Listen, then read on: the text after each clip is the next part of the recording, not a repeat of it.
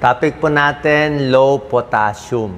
Okay? Maraming kababayan natin, hindi nila alam bumababa ang potassium nila. Alam na alam ko to, maraming pasyente na admit, napaparalyze, pati ito si Doc Lisa, low potassium. Hindi ko alam bakit sa Pilipinas, maraming Pilipino, hindi nila alam low potassium.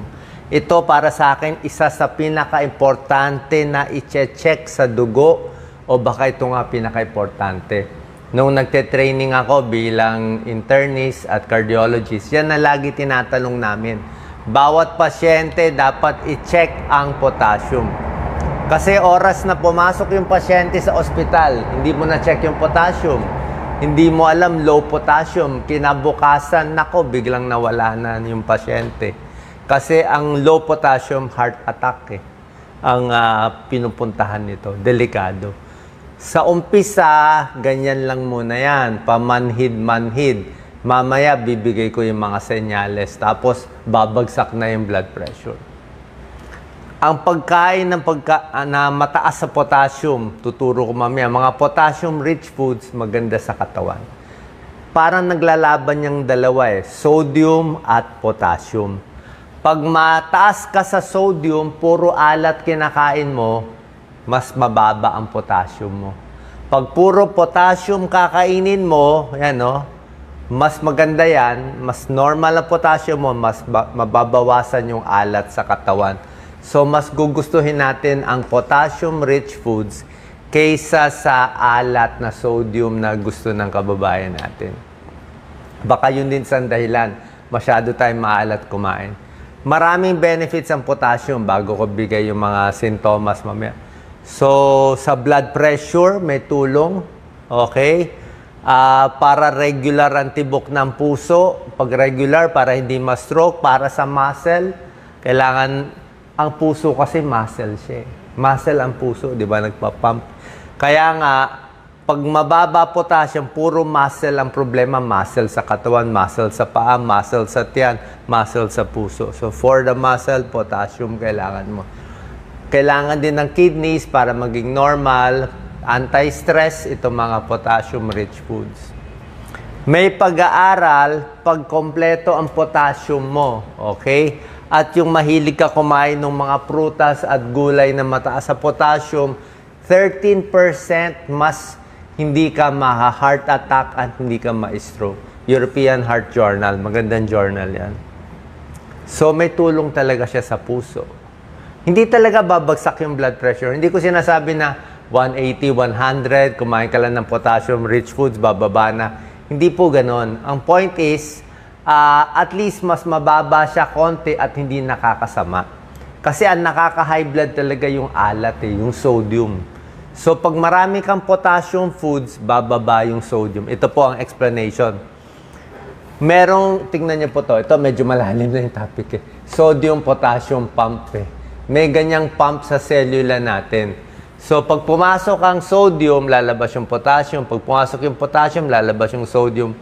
Ganon po. So, pag marami kang potassium na kakainin, mas malalabas ang sodium.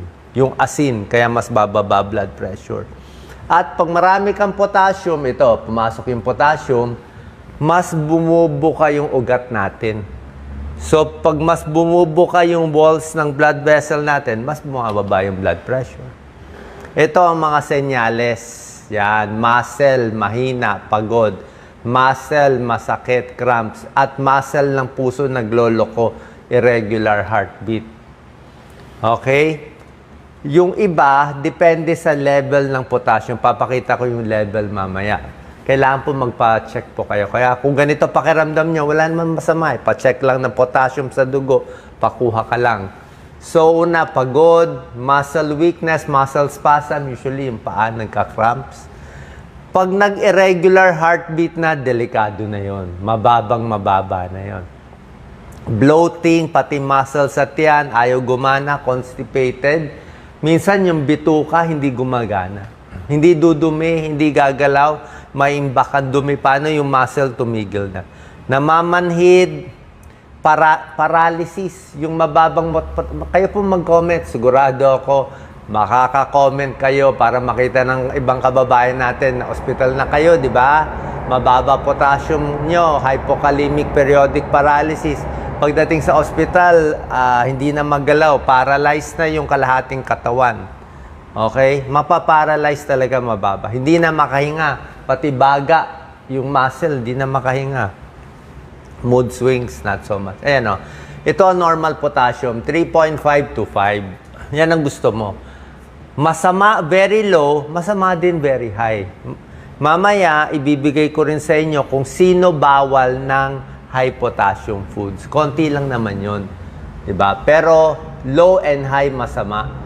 Pero yung low, 3.5, actually, bilang cardiologist, ang gusto naming potassium mo, 4.0. Pinakamaganda 4 to 4.5. Yan, ito medyo malalim to pang cardiologist lang to 4 to 4.5, kalmado yung puso. Pag 3.5, siguro may konting abnormal na tibok na. Pag 3 to 3.5, like ito si Doc Lisa, nandala namin dati sa emergency room, 3.2 siya 3.2 potassium niya, kaya lang pati CBC niya mababa din, anemic So, anemic siya noon, mababa pa yung potassium, nakakain pa ng betchin, nagpalpitate talaga, nagbilis yung heartbeat, nag-140. So, 3.2, pwedeng may sintomas na. Pero pag 2.5 na, nako, delikado na to. 2.3, ileus, hindi nagagalaw ang tiyan. Pag nandito ka na sa 2.5, delikado, parang ICU na to Muscle cramps, paralyzed paa, paralyzed hita, paralyzed tiyan, pati hanggang di na makakahinga, hihinto na yung puso at magka-cardiac arrest. Delikado po. May namamatay dyan. Kaya minsan, magulo sintomas ng pasyente kung ano-ano chinecheck natin sa ulo, sa blood sugar, low potassium lang pala. Yan ang pinaka-mortal sin ng doktor.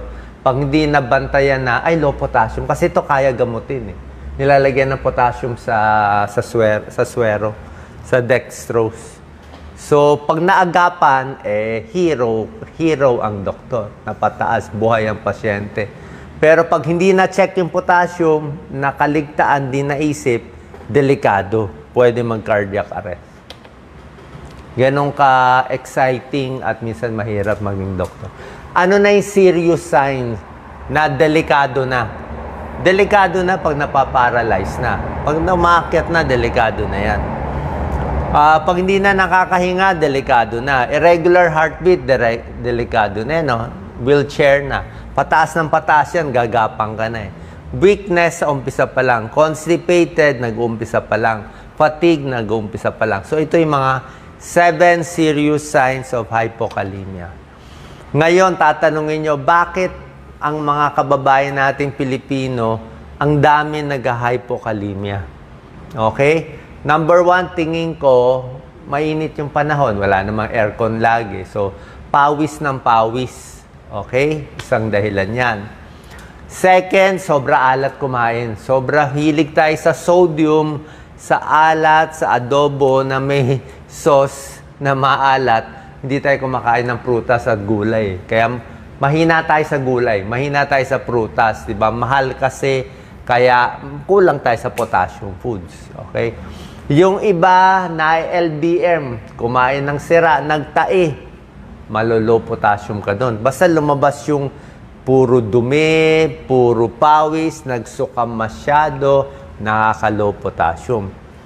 Gamot sa hika, salbutamol nakakababa ng potassium.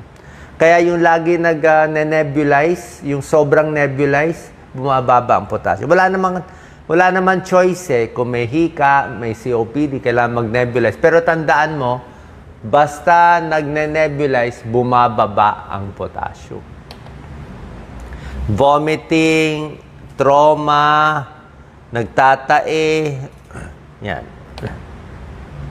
May sakit na, di ba, sobrang init rin dito, kaya mababa potassium. May sakit na, mas matindi pa, hypokalemic periodic paralysis. Dapat rare to 1 in 100,000, pero sa Pilipinas marami nito Ito, bigla-bigla na lang babagsak yung potassium. Ewan ko kung yung kay Doc Lisa ganito. Hindi naman siguro, pero kay Doc Lisa talagang prone siya bumaba. Kaya nga si Doc Lisa naka-maintain niya ng potassium tablet. Araw-araw na siya, 1 tablet. Hindi siya pwede walang potassium. Pag walang potassium, babagsak, magloloko yung tibok ng puso. So, pwede sa pagkain, pwede sa tableta. Explain ko mamaya kung anong babagay sa inyo. Pwede rin sa supplement. Wala tayong na-endorse, pero maraming nabibili rin ng potassium na supplement. So, pag ganito, hypokalemic, biglang bababa. Okay, nagloloko. So, napapa-hospital sila. Ang dami nagko-comment Ito yung normal potassium, 3.5 to 5.0. Chine-check din yung sodium, pero not so important. Chloride, bicarbonate, magnesium. Oo, ito nga, tumaas baba, calcium tumaas baba. Mas delikado din, pero hindi ganun kadelikado. Mas delikado to. Ito pa rin ang pinakadelikado. Sa ECG, mahuhuli namin, yan mga cardiologists, huli namin potassium level mo Pag bumagsak ito, alam na namin hypokalemia. Pag mas mataas tong U-wave, alam namin yan. Yan ang hilig ko. ECG. Okay? So, good for the muscle. Yan. Ano benefits ng potassium? Sinabi ko na sa inyo, ba? Iwas stroke. Para sa puso, bawas cramps. Diba? Pag maganda tibok ng puso, okay. Kaya mahilig tayo sa prutas at gulay at takot tayo magtai. Pag magtai ka ng tuloy-tuloy, takot ka. Ayan, biglang nag-digestive trouble ka, delikado. O, may sakit na yung kidneys, labas ng potassium, ayaw mo rin yan. Abnormal heart rate. Potassium-rich food, siyempre, favorite natin, saging. Avocado din, pero mahirap kumain ng avocado araw-araw Saging more. Patatas, high potassium, kaya lang medyo nakakataba. Di ba? Pag french fries. Patatas lang, baked potato. Gulay, mataas sa potassium. Juice, mataas din. Karne, mataas din, hindi ka naman makakadami. Pero mainly saging. Okay? Potassium-rich foods, ayan, avocado, papaya, mga prutas, sari-saring gulay, spinach, kangkong, eggplant, isda. Okay? Matataas din yan. Pinakamataas, avocado pa rin, meron sa atin Ito, kiwi, mataas-taas na. Banana, 422 Mataas siya talaga Okay? Yung mga karne, mataas din sa potassium. Basta foods. Pero kahit, ito po ang problema lang natin. Ito kaya. Explain ko lang sa inyo. Ayon kay Dr. Montemayor, yung favorite nating nephrologist, kidney specialist, sabi niya, kidney specialist siya So, sa kanya napupunta ang low potassium kasi minsan yung kidneys, may sakit na lumalabas yung potassium sa kidneys. So, may gamutan siya doon.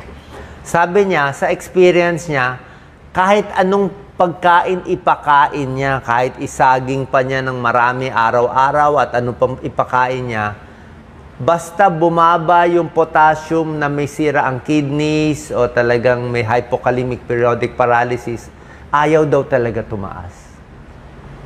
Tataas daw konti lang. Hindi pa rin niya ma-normalize yung potassium. Kailangan daw niya talaga bigyan ng tableta. Oo. Maraming brands, wala pa tayong na-advertise kasi wala naman tayong choice Dati, ano ba mga brands? Paiba. Ngayon, ang maganda, Kalium. Dati, K-Lite. Pero hindi nyo ito mabibili. Doktor magre-reseta. Si Doc Lisa sa K-Lite, sumasakit ang tiyan. Yan, potassium supplement side effect, abdominal pain yan. Mahapdi yan tiyan. Sa Kalium, di humahapdi tiyan niya. Siya mga once a day, yung iba twice a day habang inata. After meals. Walang choice, pampabuhay. Pero hindi nyo mabibili. Ang doktor magre-reseta. Ngayon, maraming online binibenta sa health store ng potassium supplement. Pwede rin yun. Kaya lang, alam ko, lower dose yun Ang dosis nila na pwede ibili over the counter, mababa lang. Pero yung mga kalium na mas malalakas, pupunta kayo sa doktor. Pero may tulong na rin yung mga supplement konti. So, paano malalaman? I-check nyo lang yung potassium nyo. Tapos, pag uminom na kayo ng tableta, after 2 weeks, after 1 month, i-check nyo ulit. Diba? Kasi na-hospital na Diba? Low potassium. Pag uwi, minomonitor nyo. Okay? So, yun lang ang sabi ng kaibigan nating nephrologist, Dr. Montemayor. Yung tableta, mas malakas magpataas. Siyempre, pag sa ospital, may swero nilalagay. Pero, dahan-dahan din. Hindi rin pwede masobrahan. Kasi sinabi ko, low potassium and high potassium pareho masama. Lastly, sino ang bawal? Okay? Sino bawal nung mga pinakita kong potassium supplement at yung mga isa lang naman ang bawal eh. Ang bawal doon, yung kidney failure. Pag yung kidneys mo, di ba, kidneys naman naglalabas ng mga potassium natin, siya nagre-regulate. Pag dialysis na, pag kidney failure na, yung malalang stage na, yung late stage na medyo hindi na umiihi, mataas ng creatinine, bukod sa creatinine, chinecheck na rin yung potassium. So, pag stage 3, stage 4, sabihin, matindi na yung kidney failure, hindi na rin nalalabas yung potassium. So, pag gano'n na, bawal ka na ng high potassium foods. Low potassium ka na. Kaya dapat, pag check ng potassium, check din yung creatinine, dapat normal. Ayan o. Kasi pag mataas na creatinine, mataas na potassium, bawal na ang protina, konti na lang, pati potassium, konti na lang. Yung mga nagdadialysis, depende. Usually, nililimit pa rin yung potassium kasi minsan yung makina ng dialysis, hindi rin naman niya matanggal lahat eh. Hindi pa rin niya magaya yung normal kidneys na kailangan natin maraming potassium. So, yan. Yung mga taong may high blood na umiinom ng ACE inhibitor or angiotensin receptor blocker, yung mga may high blood, nabigyan ka ng enalapril, captopril, lisinopril, o nabigyan ka ng losartan, valsartan, candesartan, itong dalawang gamot, nakakataas ng potassium konti. Okay? So, wala namang masama. Actually, maganda nga to, nakakataas eh. Pero the point is, kung nakakataas na to, babantayan mo lang na wala ka lang kidney failure din o yung pagkain mo rin ng potassium-rich foods. Para sa akin kasi basta okay ang kidneys mo, basta normal ang kidneys mo, kahit umiinom ka nito, maganda nga, nakakataas na nga automatically. Pero alerto lang tayo. Alam lang natin na itong dalawang gamot, maganda, nakakataas konti. So ayaw rin natin ma-overshoot na high. Pero ayaw mo rin yung low, di ba?